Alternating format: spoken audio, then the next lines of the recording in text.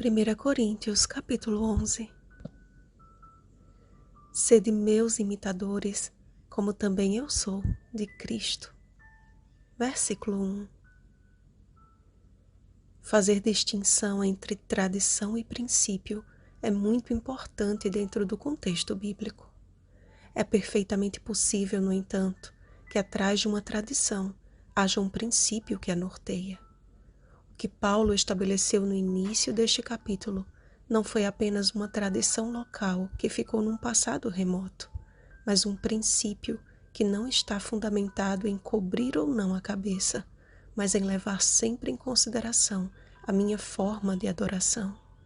Apesar das tradições estarem em segundo plano com relação aos princípios, elas também ocupam o seu lugar de importância e estabelecem limites, a fim de manter a ordem e a decência no culto que prestamos ao Senhor. Sendo uma cidade portuária, Corinto tornou-se um antro de prostituição e promiscuidade, e uma das características que revelavam a luxúria das meretrizes era a exposição de seus cabelos em público. Diante deste contexto, o apóstolo não desmereceu as mulheres da igreja, mas as aconselhou a cobrirem os cabelos para a proteção de sua própria reputação e para que o nome de Deus não fosse vituperado. Portanto, o que devemos extrair desta passagem é o princípio que permanece, que a nossa vestimenta também faz parte da adoração e que transmite uma mensagem a favor ou contra a fé que professamos ter. Não falo como quem estivesse em plena comunhão com tal princípio, mas como alguém que tem sido transformada um dia de cada vez. Na verdade, a forma como nos vestimos deve ser uma consequência da transformação que o Espírito Santo realiza em nossa vida, de dentro para fora. Paulo não estava falando a pagãos, nem a leigos, mas aos crentes em Cristo que não haviam compreendido que Deus estabeleceu uma linha divisória bem distinta entre o santo e o profano. O mesmo Deus que um dia disse a Moisés: nem subirás por degrau ao meu altar, para que a tua nudez não seja ali exposta. Êxodo capítulo 20, versículo 26. É o mesmo que falou por intermédio de Paulo aos Coríntios e que fala a nós hoje também. Hoje, se ouvirdes a sua voz, não endureçais o vosso coração. Hebreus capítulo 3, versículo 15. Portanto, o que usamos ou deixamos de usar interessa sim a Deus e sim tem total relação com a nossa adoração a Ele.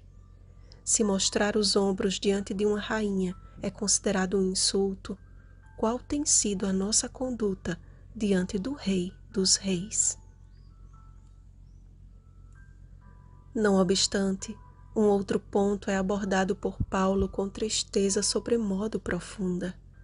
A ceia do Senhor, um dos mais importantes símbolos deixados por Cristo, havia sido transformada em reunião reprovável. As divisões na igreja estavam causando um impacto tão negativo que Paulo reprovou a prática da ceia entre eles.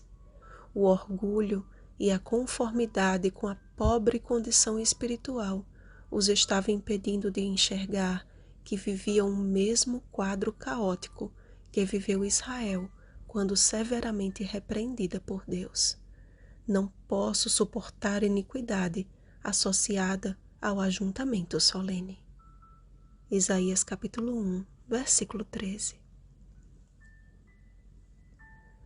Um exame de coração precisa ser feito. É o meu e o seu destino eterno que está em jogo. Ao lidarmos com as coisas sagradas, devemos partir do princípio de que o nosso corpo também é sagrado. 1 Coríntios capítulo 3, versículo 17. Por isso, aquele que comer o pão ou beber o cálice do Senhor indignamente será réu do corpo e do sangue do Senhor. Examine-se, pois, o homem a si mesmo, não sem discernimento, como quem come e bebe juízo para si, pois é a falta de discernimento que traz ruína ao corpo de Cristo. Consideremos, amados, estas advertências de Paulo como para nós mesmos, porque quando julgados, somos disciplinados pelo Senhor, para não sermos condenados com o mundo.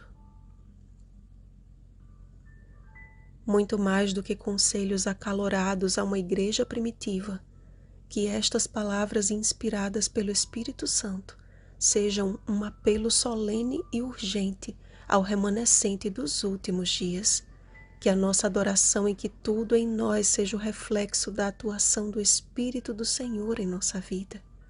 Deus tenha misericórdia de nós. Vigiemos e oremos. Uma feliz semana, imitadores de Cristo. Rosana Garcia Barros.